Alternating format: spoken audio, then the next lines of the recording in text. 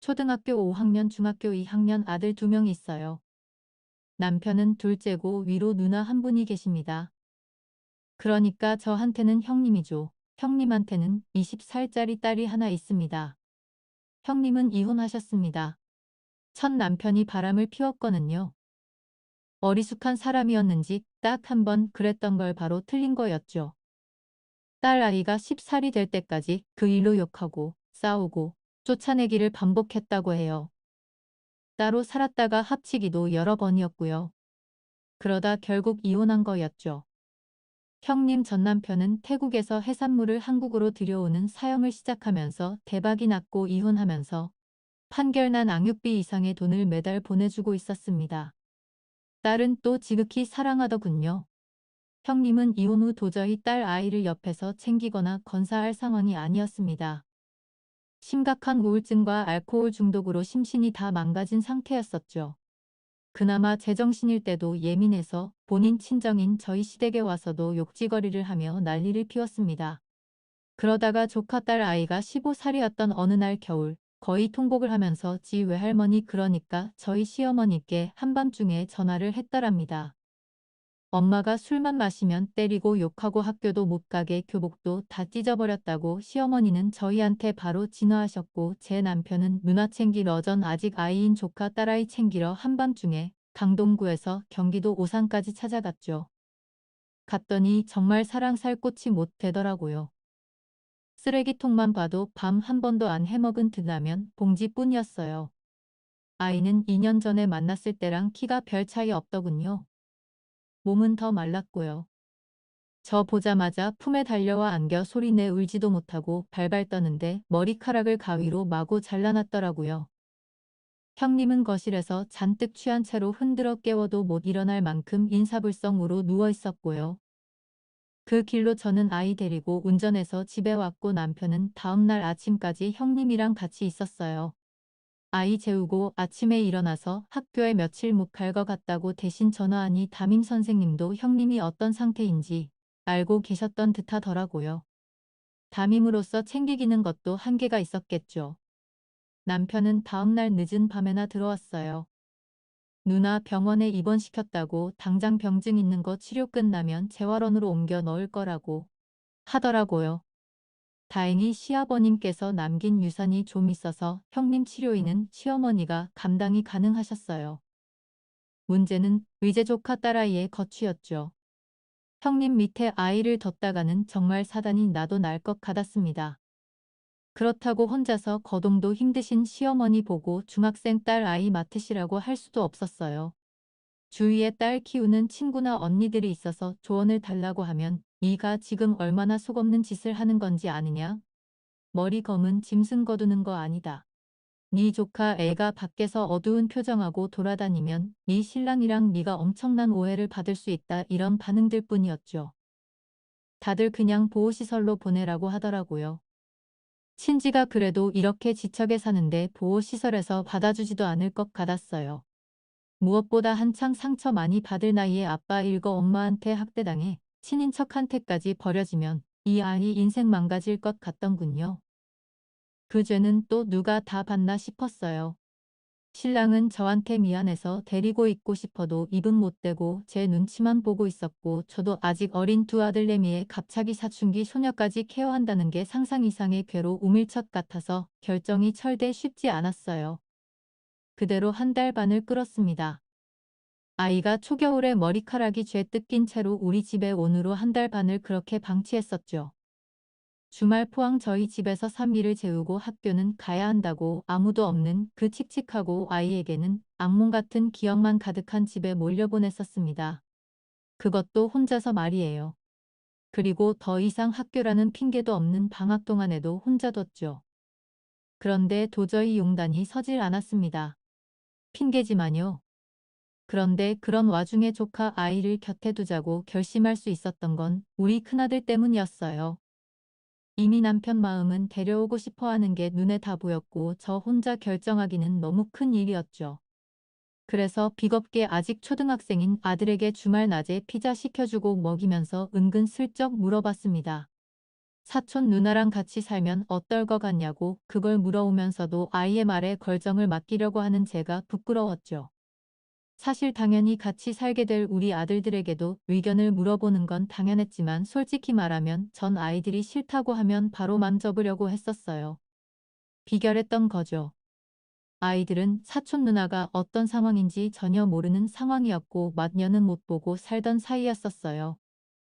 우리랑 왜 같이 살아? 라고 큰아들이 물어봐서 고모가 좀 아파서 누나를 돌봐줄 사람이 없어. 라고 했어요. 그런데 큰아들이 대뜸 좋아 라고 하는 겁니다. 그래서 도리어 제가 물어봤죠. 왜? 라고. 그랬더니 수년 전에 형님 댁이랑 우리랑 아버님 살아계실 지게 시골 아버님 댁에 갔던 이야기를 하더라고요. 아버님 어머님은 시골에서 소 키우시던 분들이었어요. 그래서 방학이면 애를 데리고 시골 댁에 피서울 갔었죠. 아버님 돌아가시고 나서는 축사 다 정리하고 어머님 모시고 올라왔고 같이 살진 않지만 지척에 모셨죠. 아직 70대 초반이라 젊은 할머니시지만 워낙 젊어서 고생을 많이 하셔서 허리도 굽으시고 골뱅이 목셨거든요. 무튼 우리 큰아들이 이렇게 말하더군요. 엄마, 내가 저학년 동생일 때 할머니 집에 놀러 갔었잖아. 그때 낮에 물놀이하고 피곤해서 일찍 잤거든. 응, 엄마도 그때 기억난다. 그때 저와 신랑, 형님과가 그때 당신의 고모부님은 애들이 다를 일찍 자니까 신나서 읍내에 나가 맥주 한잔하고 오겠다고 하고 집에는 할머니, 할아버지, 우리 아들, 조카만 있었거든요.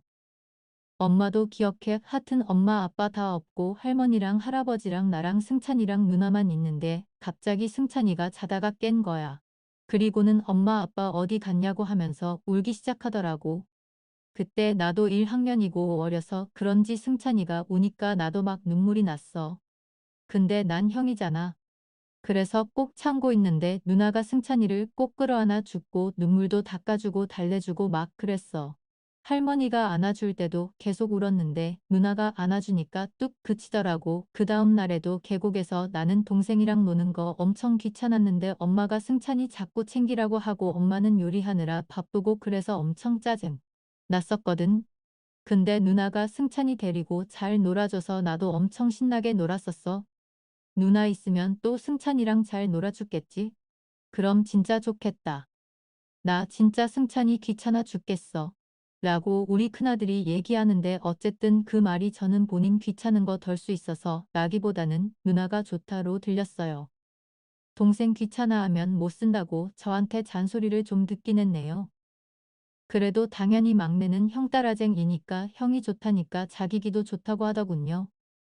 누날 기억은 했는지는 모르겠지만요. 그래서 그날 저녁에 신랑 들어왔을 때 애를 재우고 맥주 한잔하면서 조카 데려오자고 했어요. 신랑이 제 손 꼭 잡고 울면서 미안하고 고맙다고 하던 모습이 너무나 짠했습니다. 형님 병원에 계신 동안 그 아이 혼자 자취하듯 자기 집에 겨울방학 때까지 지냈어요. 방학하고 나서는 밤에 게임하고 낮에 자고 그런 생활을 반복했나 봐요. 다행히 아이가 좀 당찬데 도선은 지키는 아이라 나쁜 친구들이랑 어울려 놀지는 않는 것 같았죠. 애초에 일이 터졌을 때 애 아빠한테 전화해서 아이의 상황을 알렸는데 사업차 태국에 가 있던 애 아빠는 아이가 태국으로 오길 바랬지만 아이가 한국을 떠나고 싶어 하지 않았어요. 지금 이 상황에 자기 아빠한테 가면 엄마 정말 죽는다고 맨날 때리고 욕하는 엄마가 정말 밉고 싫지만 진짜 죽어버리는 건 싫다고 그러더라고요. 저랑 남편이 고래도 혼자 지내는 건 아닌 것 같다. 엄마 괜찮아지면 그때 다시 한국 들어오면 되지 않느냐 설득했지만 아이가 절대 안 간다고 하더라고요.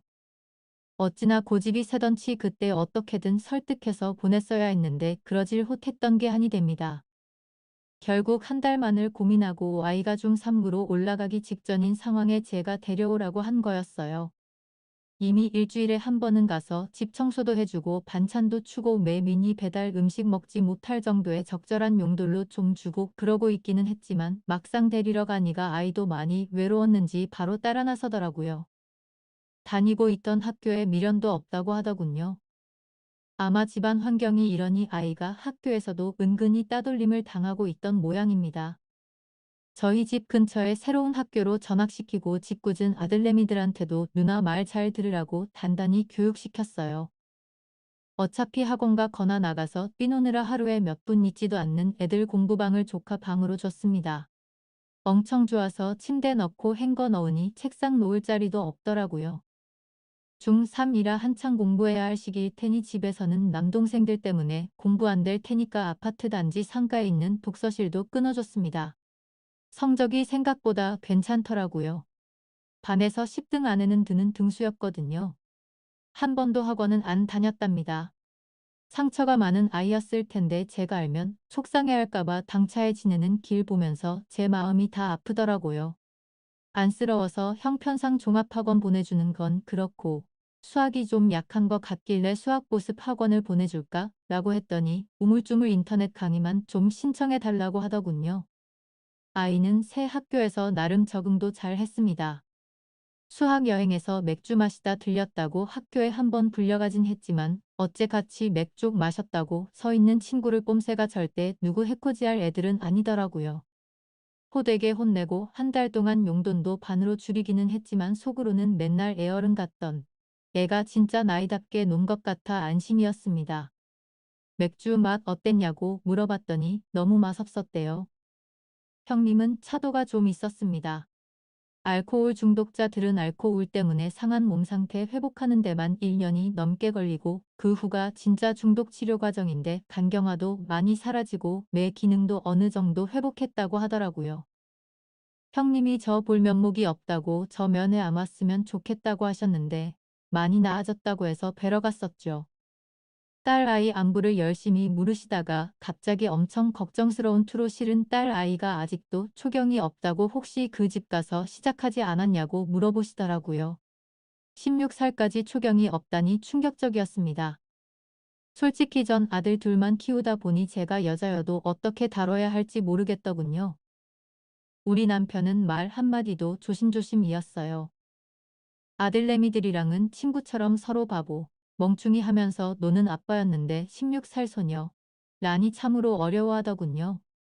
형님이 정말 쾌차해서 아이를 보듬을 수 있는 정신상태로 거듭나면 당연히 아이는 엄마에게 보낼 생각이었습니다. 여전히 애 아빠는 태국으로 아이가 와서 외국인 학교 다니며 지냈음 했지만 아이가 엄마가 있는 한국에 여전히 있고 싶어 해서 저희가 한동안은 부모가 되어주기로 했었죠. 어떻게 해야 이 아이의 이 시기가 나중에 커서도 악몽이지 않을 수 있을까? 매일 같이 고민했었네요.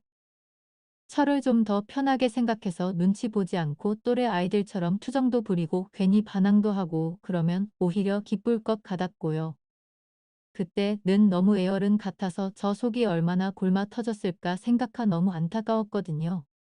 조카 친아버지는 그래도 딸에 대한 애정은 많은 사람이었어요. 그동안 딸아이를 자주 찾지 못했던 건 다를 예상하시겠지만 형님이 아이가 아빠를 만나는 걸 극도로 싫어하고 히스테리를 부렸기 때문이었어요. 가공 아빠랑은 엄마 몰래 통화하는 정도였는가 봐요. 친부랑 조카가 사이가 나쁜 것도 아니었습니다.